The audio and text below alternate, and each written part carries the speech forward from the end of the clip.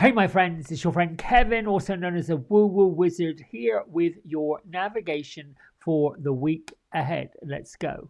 So, I pulled my 7 cards for this week from Guardian Angel Messages Tarot deck, and I've also done my due diligence by studying through where the moon cycles are, what's going on with the planets. So, this week commences at the beginning of a new astrological year because the sun is moving into the sign of Aries at the end of this week.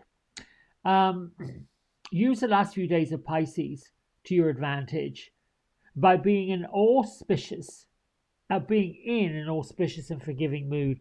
Have a little compassion for what you've moved through, what you've managed to overcome in the last astrological year, and bring in the luck of the Irish because St. Patrick's Day is on Monday. The powerful alignment this week of Jupiter and Venus gives manifestation processes a welcome boost. And Mercury is joining Venus in retrograde, which actually for me adds strength, particularly in areas of communication, in areas of love, in areas of clarity. All of this is a rare boost for anything we want to manifest, anything we want to do, any heightened curiosity, any business acumen that we're looking to work into. So the big message for this week is get to work on the new, get to work on the now, and get to work on what's next. Let's get specific. On Sunday the 16th, we are in a number 10 or a number 1 angel number, which is about divine ambition. This is indeed a day to get with both the World card and the Dreamer card, because God, the divine source energy, wants you to get to work on your biggest manifestations yet. The moon is moving through the relationship-oriented Libra, and the last few days with the sun in Pisces, if there's any improvements you can make, particularly in important relationships, do them now. Well, with that said, we've got the number 4 major arcana and the Emperor. Organization, leadership, structure. Now, when the Emperor shows up like this in an angel type of way, the energy also signifies that the guardian angels can be used to manage many different areas, particularly areas that you might be a little concerned about, worried about. They are also encouraging us to get very detail oriented in any major plans we're making. And remember, Mercury is retrograde along with Venus. So it's a good time to bring in your business people and have a chat. Have some negotiation. Explain where you need help. I'm also going to suggest, if you've got a legal matter or a bill you don't understand, or something that's come in from an organization that's looking to get money from you, this is a great card for adding your own power to the balancing aspects of Sunday. On Monday, we have the Ace of Earth. This Ace of Earth has been showing up all week long. It's a number 2 day. It's also St. Patrick's Day. And the word I have for this is diplomacy. Keep going with your plans for change and use the number 8 of Swords, or air, depending on what deck you're using, plus the Wise Counselor for your guidance counseling. If I had to give the Ace of Earth, if I had to give it a little bit of a heads up from your guardian angels, they're talking about looking at opportunities, resources, and abundance. This little lad has already got his plan in place. He's already to move forward. And I'd say that this can also apply to contracts and legal matters. a business document or a contract, good health, focusing on results, good luck, and hope for the future. Very blessed card is our Ace of Earth. That helps me. I've got a legal matter to attend to on Monday afternoon at 2 o'clock, and I'm hoping it's going to come out in my favor. Moving on to Tuesday. Oh, look at this. The Three of Water. Now, our Three of Water card is quite lovely. It's about collaboration, community, but it's also a number 3 in angel numerology. So it's about being reflective, giving yourself a break and getting with the gentler side of your approach. Work with your ascended ones, your spirit guides, your angel guides, and have a conversation. You may be in need of some much needed gentle guidance on Tuesday. The moon is in Scorpio. There isn't a lot going on with the planets, so the energy isn't going to be altered too much. However, it doesn't mean that you could just rest on your laurels. We are in this waning cycle of this moon phase, and we're also kind of in the right in the middle of the eclipse season. We just had a lunar eclipse. We're coming up on a solar eclipse, so we need to keep harping on cleaning out the dead wood, working with clean slates, working with simple tasks. Enter the spring equinox at the end of the week, or the fall if you're down in the southern hemisphere, in a day 2 energy, or yeah. So the additional meaning for this particular tarot card is talking about financial rewards for doing what you love doing and making a satisfying living from all of your creative projects, creative professions. Be confident with your talents, and that includes those of you that are reading or in healing or teaching. You could also be up for a reward of some sort. That's on Tuesday. Moving on to Wednesday, we've got the 9 of Fire. It's about protection, preparedness, resilience. I'd say this is definitely a day to stick with it. It's the 19th of March. It's an angel number 4 day. Have faith. Use messages from your guardian angels and your archangels, particularly if you're looking for help.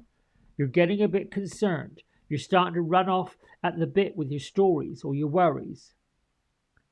Vast changes that have already occurred or that are up for occurring need your help and assistance with this 9 of Fire.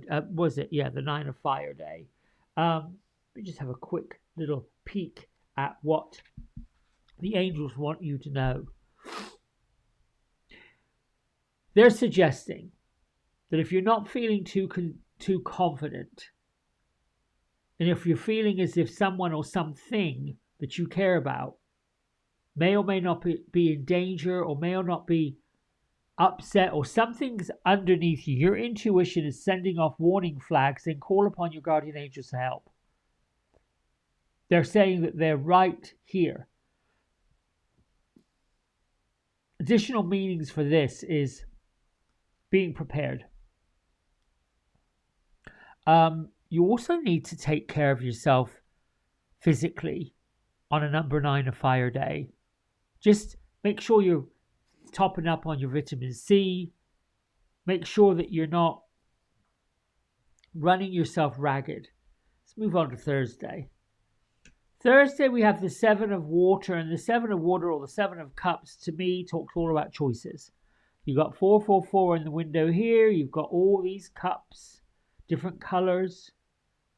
You could be over analyzing situations. You could be stuck in that worry, the well of worry on Thursday.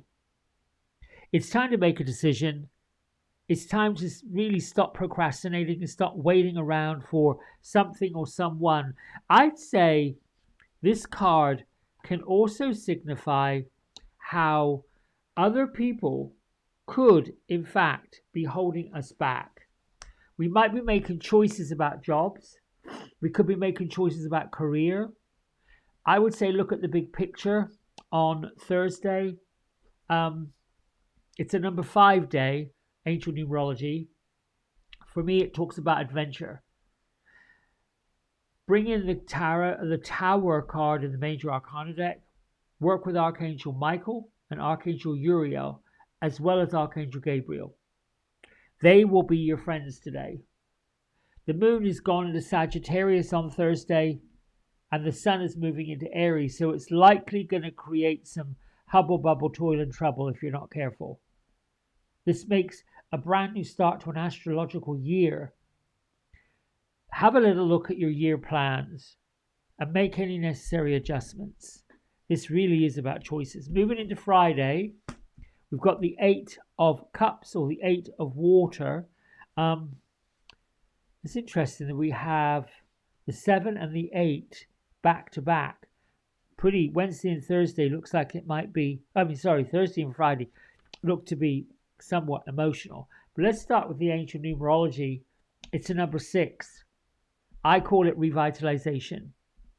It works with the 7 of Air, 7 of Swords. It's also time to get out your ego or your devil card to help you work on your fears and your love language. The moon's traveling through the sign of Sagittarius with a powerful love vibration and sensual Venus, along with passionate Pluto.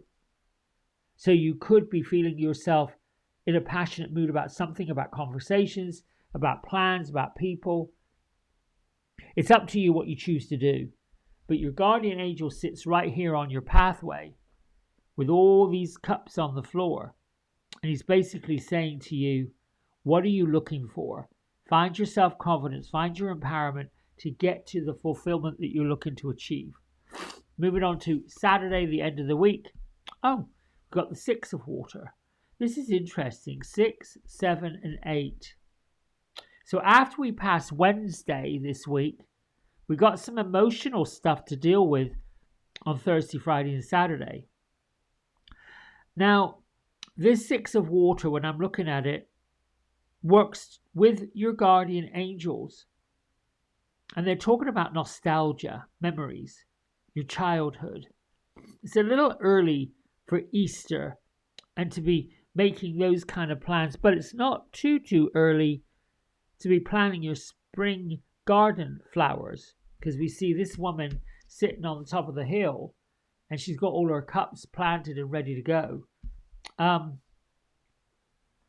It's a number 7 in ancient numerology, and that's asking us to focus on our spiritual desires, and it's their favored. Use the King of Earth for support.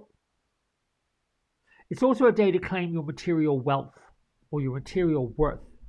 And with the last quarter moon in Capricorn and the sun in Aries, you could be facing a little challenges in your work sector. This is why this card to me talks about the dreamer. The 6 of Water says, I could dream into reality. I love that there's a nostalgic element to it. Let's see what else is going on with this this energy. It's a great day to sit back and wait rather than be reactive. Practice gratitude on Saturday. Practice patience. Practice being understanding, diplomatic, particularly if you're working with other people. This is what I'll say about that. Whether this is applying to you personally, these cards and these days that are coming up in the week, there's a great deal of shifting, shaping, stirring, and as light workers, as folks who've come to the planet witnessing it, we are also in the energy of other people's reactions to it. Not everyone has got this portal of possibility and somewhat intuitive psychic abilities. They haven't quite developed them. And they may be looking towards us, you, me, our collective energy here in a human form for the much needed support. The challenge we have is to be compassionate and understanding, and by all means very patient. Some of these attitudes and reactions being lobbied at us can simply be somebody wanting to let off steam and vent. They could simply want to be letting us know what frustrations they're facing. It isn't aimed at you or me, it's not personal. And my big guidance for this whole week is that some of us, many of us, may be lifting, elevating, transporting, and transmuting into this golden era. We're on that leading edge of opening doors of great possibility while the rest of it crumbles. But in the crumbling of all things that we've known, all things that we've been part of, comes the fallout. And in that fallout, it is not our job to take on somebody else's issues. What we can do is hold space for the issues in other people's tissues to sort them out. I'm hoping I'm making sense of that. Just be a grounding force of light, grounding force of love. That might be your purpose this week. All right, my friends, that's it. Until tomorrow morning when I give you the Divine Daily Blast, lots of love. Thank you so much for liking, subscribing, and doing all you do. And if you want a personal session with me, go to my website, www.kevincross.com, and look up at your spiritual tab above it, and you'll see several sessions open for you. All right, my friends, bye for now.